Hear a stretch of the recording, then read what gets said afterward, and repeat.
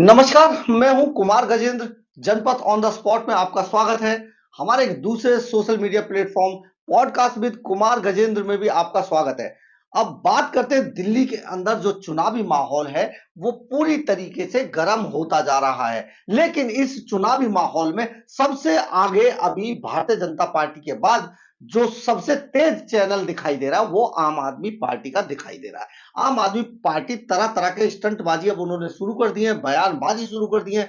हर बात पे press conference कर रहे हैं आम आदमी पार्टी के नेता। हालांकि बहुत सारे जो कैंडिडेट उन्होंने जो भी दिल्ली के अंदर उतारे हैं वो बहुत कमजोर हैं इस दृष्टि से कि लोकसभा का चुनाव है ये। तो ऐसे लोगों को उतारा गया है जिनका बहुत ज्यादा राजनीतिक जमीन नहीं है उनके पैरों के नीचे, लेकिन उतार तो दिया गया है। कांग्रेस इस मामले में पूरी तरीके से पिछड़ती हुई नजर आ रही है। पिछड़ती छोड़ दीजिए, अभी वो लेटी हुई नजर आ रही है। किस तरीके से वो अपने आप को उठाएगा, कैसे चलेगा, ये जो कांग्रेस के जो सर्वे सर्वा राहुल गांधी है उनको खुद ही समझ नहीं आ रहा है कि यात्रा करें या कि वो दिल्ली के अंदर बैठकर अब सीटों पर चर्चा करें, उन पर गणित लगाएं।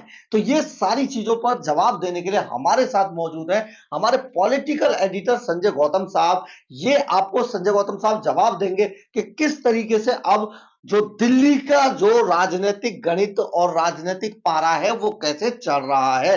तो संजय साहब, किस तरीके का माहौल अब दिल्ली में आपको दिखाई दे रहा है कि राजनीति तीन पार्टियों के बीच में कहां तक पहुंचेगी?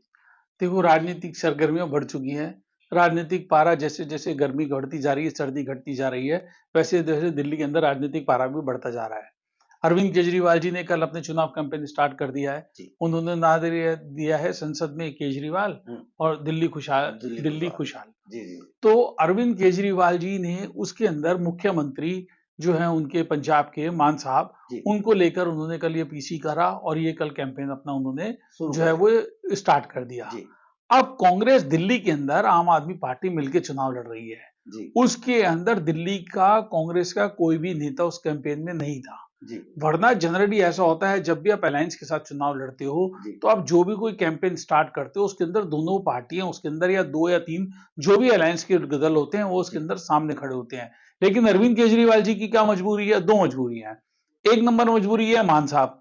मान साहब जो भी ने विधानसभा के अंदर पंजाब के अंदर कांग्रेस को बुरी तरह लताड़ के आए हैं और जो कह रहे थे कांग्रेस बेईमानों की पार्टी है, कांग्रेस को नहीं होना चाहिए, कांग्रेस किसी लायक नहीं है, जाके सोनिया गांधी को कह दो। बाजवा साहब को कहा उन्होंने कि जाके सोनिया गांधी को कह दो कि अगर मेरे ये चुनावी हमारे से गठबंधन तोड़ सकते हो तो तोड़ लो। तो अब इतने बड़े विरोधाभास को अपने सर पर लेके अरविंद केजरीवाल जी कैसे चलें, ये उनकी एक मजबूरी है। और दूसरी मजबूरी जो सर्वविदित है कि 16 तारीख को उन्हें कोर्ट में बुलाया हुआ है। जो शराब का उनका कांड है वो उनका पीछा नहीं छोड़ रहा। शीश महल है और उनकी हर योजना के अंदर कुछ ना कुछ भ्रष्टाचार है। जिस ईमानदारी का वो वायदा करके आए थे, प्लस उस कांग्रेस जिसकी वो कस्में खा के आए थे अपने बच्चों की, मैं कांग्रेस के साथ कभी गठबंधन नहीं करूंगा, पहले भी किया था, उसी कांग्रेस के साथ फिर दोबारा कर लिया। वही कांग्रेस जो 14, 15, 19, 20 सब में जीरो है, लेकिन आज उसकी इतनी दयनीय स्थिति है, उसके बावजूद भी भारतीय जनता पार्टी अपने 5 प्रत्याशी अनाउंस कर दिए। आम आदमी पार्टी ने अपने हिस्से के 4 कर दिए, लेकिन कांग्रेस के हिस्से में जो 3 है अभी तक वो 3 का उठाने की, 3 प्रत्याशियों का नाम बताने की हिम्मत तक नहीं कर पा रहे हैं। ये तो जब है कांग्रेस का हाल, जब कांग्रेस हारी हुई है और कांग्रेस ने लगातार 60-65 साल तक देश के ऊपर राज किया है और अपने आप को कहती है हम आजादी से लेकर और सबसे बड़ी और सबसे पुरानी पार्टी है। तो ये जो द्वंद है ना आपस में, यही इन दोनों को लेकर डूबेगा आम आदमी पार्टी और कांग्रेस को कि हम दोनों कैसे चलें। ये जब भी कभी गठबंधन होता है तो एक दूसरे की बैसाखी बनते हैं, लेकिन यहां पर जो गठबंधन है ना, ये जो बैसाखियां हैं ये एक दूसरे के को चलाने के अंदर अड़ंगी मारने का काम कर रही है। आपको नहीं लगता गौतम साहब के जो केजरीवाल साहब है क्लास में बैठा हुआ वो बच्चा है जो डेस्क के पीछे बैठते हैं और अगले आगे बैठे हुए बच्चे की पीठ में मुक्का मारते हैं और खुद ही चिल्लाने लगते हैं कि देखो देखो मार दिया मार दिया? कुछ ऐसा नहीं है कि हल्ला बहुत ज्यादा मचाते हैं, कांग्रेस को बोलने भी नहीं दे रहे, खुद ही सारी चीजें कर ले रहे हैं? राजनीति के अंदर जो सबसे बड़े आप थोड़ा हंस दीजिए मेरे सवाल पे। नहीं, राजनीति के अंदर असल में सोचने की चेष्टा करो, राजनीति जैसी हमने सुनते आए हैं चाहे पंडित नेहरू से लेके अटल बिहारी वाजपेयी, और इस तरीके के अटल बिहारी वाजपेयी, अडवाणी जी, सुषमा स्वराज और कांग्रेस के बड़े बड़े नेता भी रहे हैं, लेकिन उन लेखों ने कोई भी नैतिकता का कोई तो पैमाना होगा। अरविंद केजरीवाल जिस दिन से राजनीति में आए हैं, वो पैमाना तो उन्होंने पहले दिन ही आते ही तहस नहस कर दिया। जो कसम खा के आए थे वो कसम तोड़ दी, जो नानी की बात कही नानी को भूल गए, अपने परिवार की बात भूल गए, अपनी नानी की बात भूल गए, अपनी कमिटमेंट की बात बोले, ईमानदारी की बात करके आए थे ईमानदारी भूल गए, गाड़ी ने लेने की बात की थी गाड़ी के काफिले में चढ़ते हैं, बंगला ने लेने की बात की थी शीश महल में रहते हैं, जेल के अंदर उनका मंत्री जो जेल के अंदर अपराधी है, जेल के अंदर जो अपराधी है उनकी सुरक्षा के एवज में भी माल वसूल रहे हैं। अब इससे नीचे आदमी कहां जाके गिरेगा? मतलब अपराधी जो जेल में बंद अपराधी है उसको भी अपनी सुरक्षा के लिए आम आदमी को कट देना पड़ेगा, वरना आम आदमी वाले उसका जेल में भी पीछा नहीं छोड़ेंगे। और ये कोई और नहीं, आम आदमी पार्टी का मंत्री जो अभी भी एमएलए है, जो अभी भी एमएलए है। और केजरीवाल साहब उसे पद्मश्री अवार्ड दिलाने के चक्कर में, केजरीवाल साहब तो अपने लिए कह रहे थे भाई मुझे जो है कि मुझे नोबेल पुरस्कार मिलना चाहिए, और उनके जो दो मोस्ट करप्ट लोग हैं, मनीष सिसोदिया विधायक जो भी हैं, पूर्व मंत्री रहे, वो जेल में पड़े सड़ रहे हैं, और दूसरा सत्येंद्र जैन जो सड़ के बाहर निकले हैं और अभी तक इस हालत में नहीं है कि जनता के सामने अपने आप को प्रेजेंट कर सके, पर अभी भी दोनों विधायक हैं, दोनों उस पार्टी के अंदर हैं।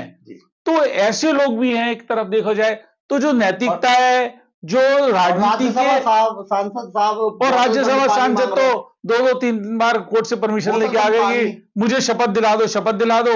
तो धनखड़ साहब ने उनके ऊपर जो पार्लियामेंट में इंक्वायरी चल रही है वो, प्लस जैसे भी आपने कल ही बताया, आज ही बताया है कि जेल में गए हैं पर इनके नखरे कम नहीं हो रहे हैं। पौष्टिक इन्हें बोतल बंद पानी चाहिए, पौष्टिक आहार चाहिए, 17 किताबें चाहिए। संजय सिंह को पहले ही पता लग गया था कि मैं जल्दी छूटने वाला नहीं, इसलिए वो 17 किताबें ले गए, कम से कम 17 महीने तो वो जेल में रहेंगे।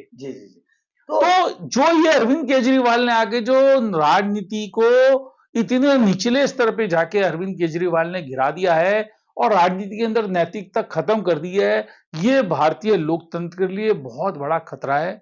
और भारतीय लोकतंत्र के अंदर जितनी भी पार्टी हैं उन सबको मिलकर, जैसे कि हमारे देश के जो बुद्धिजीवी हैं, जब हमारी उनसे लगभग बात होती रहती है तो सब लोग का कहना है कि बाकी कुछ भी हो, लेकिन अरविंद केजरीवाल जैसा व्यक्ति भारतीय लोकतंत्र के लिए एक बहुत बड़ा धब्बा है।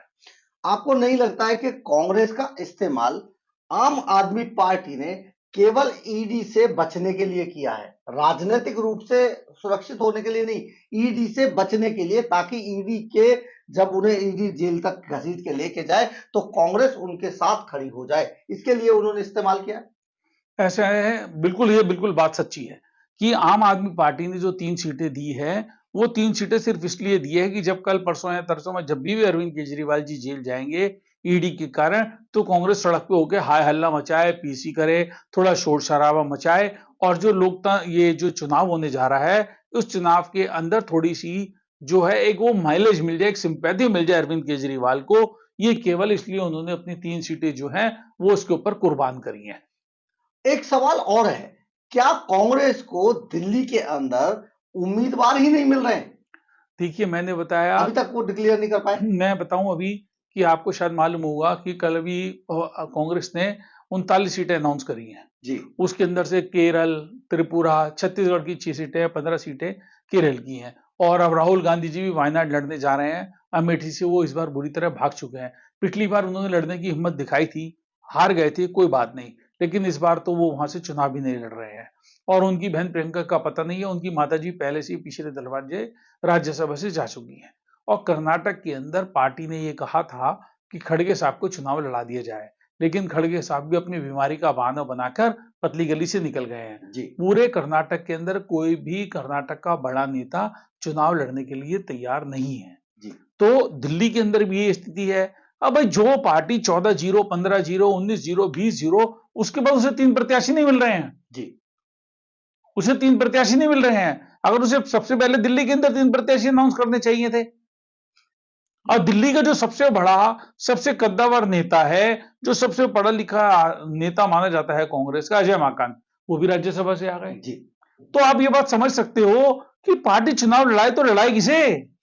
सर, राजनीतिक गलियारों में ये बहुत ज्यादा चर्चा है कि सभी ने कांग्रेस के टिकट पर, जो कांग्रेस के कद्दावर नेता थे, उन्होंने चुनाव लड़ने से इनकार कर दिया है। इसी बात पे जद्दोजहद चल रही है पार्टी के अंदर। कोई भी बड़ा आदमी जिसमें कांग्रेस के अंदर, वो तो चुनाव लड़ना ही नहीं चाहता। कांग्रेस तो सोच रही है कि कौन बलि का बकरा बनने को तैयार है, तो जो कोई मिलेगा उसको देकर चुनाव लड़वा देंगे। मैंने पहले ही कहा, जो मोदी जी ने लक्ष्य दिया है 370 400 पार, तो कोई भी पॉलिटिकल पार्टी दिल्ली में या पूरे देश के अंदर वो इस बात के लिए तो लड़ ही नहीं रही है। किसी भी चुनाव में, किसी भी टीवी डिबेट पे, किसी भी अखबार में, किसी भी यूट्यूब पे कहीं ये चर्चा का विषय नहीं कि मोदी जी नहीं आ रहे हैं। चर्चा का विषय केवल ये 370 आएंगे या 360 आएंगी। कांग्रेस के बड़े बड़े जो डिबेट पे लोग जाते हैं वो भी कहते हैं जी 370 का आंकड़ा जो है वो प्रैक्टिकल है, नहीं होगा, इसके ऊपर चर्चा कर रहे हैं। लेकिन इस बात पे चर्चा नहीं कर रहे हैं कि वो भारतीय जनता पार्टी या मोदी जी प्रधानमंत्री नहीं बनेंगे या भारतीय जनता पार्टी की सरकार नहीं आएगी।